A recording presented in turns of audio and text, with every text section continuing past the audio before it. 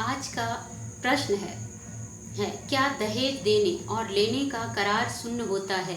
इसका उत्तर है हाँ, दहेज देने और लेने का करार शून्य होता है।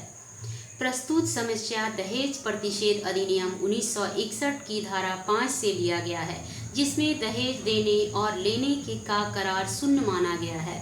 धारा 5 के अनुसार दहेज देने और लेने के लिए जो भी करार किए जाते हैं वैसा करार शून्य माना जाता है।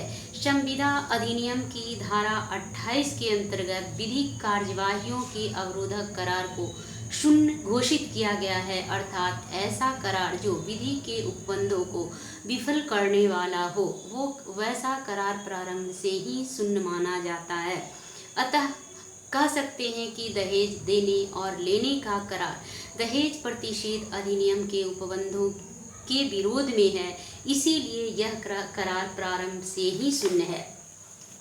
संविदा अधिनियम की धारा 10 का शीर्षक है कौन सा करार संविदा है।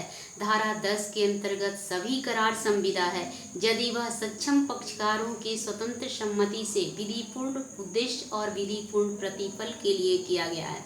दहेज प्रतिषेध अधिनियम की धारा 3 दहेज लेने और देने के लिए एक दंड का प्रावधान करता है, इसीलिए कहा जा सकता है कि संविदा अधिनियम की धारा 10 के अंतर्गत पक्षकार सक्षम है और यदि विधिपूर्ण उद्देश्य और विधिपूर्ण प्रतिफल के लिए करार नहीं किया गया है तो भी करार शून्य होगा।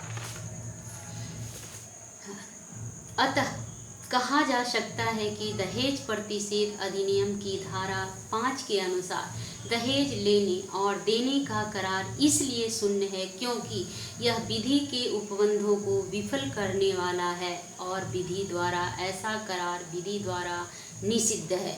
Thank you.